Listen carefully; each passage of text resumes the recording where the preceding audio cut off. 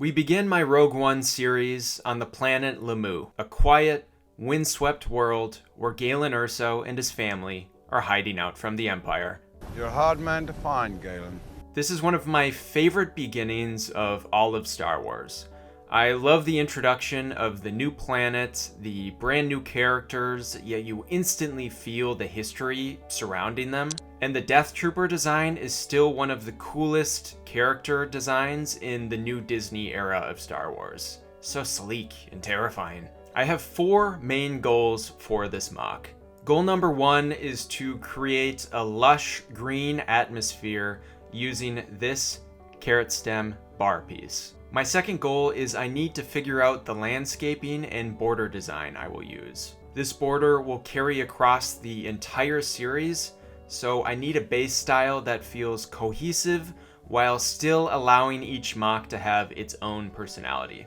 Rogue One features a lot of different planets and environments, so the MOCs won't match up 100%, but I do want them to have a similar style and vibe. My third goal is to utilize this windscreen piece for the homestead. It matches perfectly, so I want to find a way to incorporate that into the MOC. Lastly, I want this to be one of the larger MOCs in the series. It's the first one, so I want it to pack a punch and be full of detail. Here's a rough sketch of the MOC.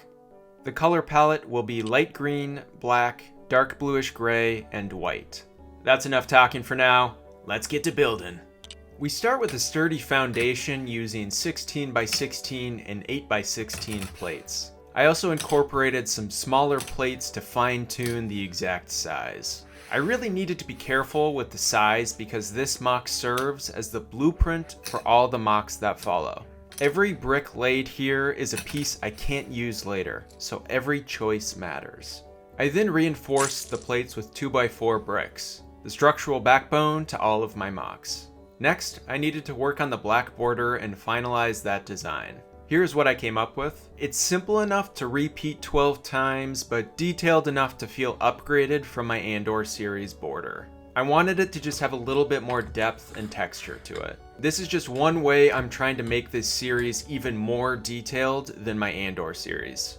Here is a quick breakdown for anyone curious. It starts with a black plate, 2 studs wide. Place the modified plates down with some snot bricks onto those so the studs face outward. Attach 2x4 plates on those and add 1x2 black bricks to the sides. Top with a 2x6 plate, then finish with tiles on the front and top. Repeat until you've got yourself a border. There's something about Lemu that is really captivating. The lush greenery, mixed with the dark gray and black rocky terrain, is so satisfying.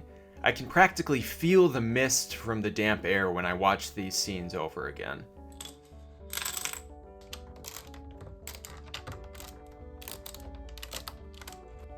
The border is now finished and I'm super happy with it. This will be a great design to use throughout the series and will help keep things cohesive and sets the visual language for the rest of the series.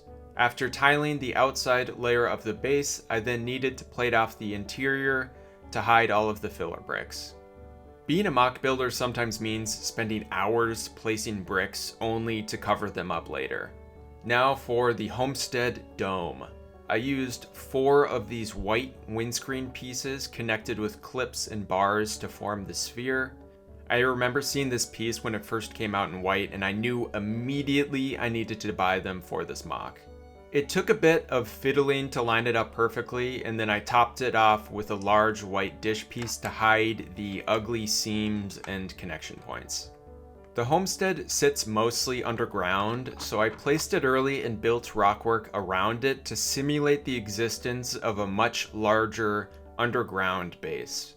Off-screen, I did my first draft of building up the rockwork. I tried out a fairly complicated and tedious technique that involves using different colored slopes and placing them in a way where they aren't completely connected. I'm not sure if there's a name to this technique, but it is really tedious getting everything lined up correctly. It also utilizes a lot of slope parts, so that's something I need to keep in mind. It's tricky, but creates an organic texture, and I really like the layers. This rock work was challenging because I really wanted the terrain to be black, but if the landscape and border were both black, they would blend together too much. I needed a contrast, so I used dark bluish gray underneath and black above, splitting the tones. I think it worked great. I also tested a simpler version. It looked okay, but it lacked depth. From a distance, the complex one feels way more alive. This was my first time using this technique at this scale, so I still have a lot to learn. Luckily, I have 11 more MOCs to build. Before diving into interior terrain, I built smaller homestead elements off screen. Sometimes when you're building all that landscape and terrain, you need to take breaks and build other stuff just because it gets so tedious. Having these built beforehand will also help prepare me for building the rest of the terrain. Now that all the rock work along the border was built up, I needed to work on the inside. Using support pieces and large black plates, I built up the terrain and placed those rounded plates with bar connections all over. This piece will be perfect for the carrot stem grass pieces to fit into.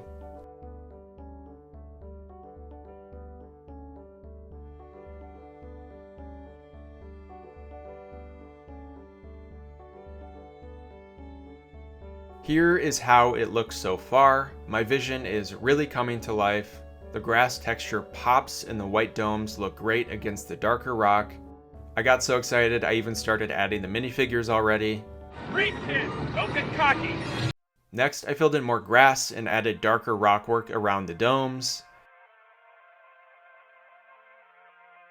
Now that the rock work and terrain are all done, I needed to finalize the grass. To finish the grass, I added a second layer of stems in between the bars.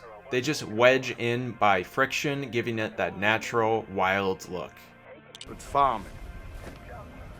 Really? Man of your talents? It's a peaceful life.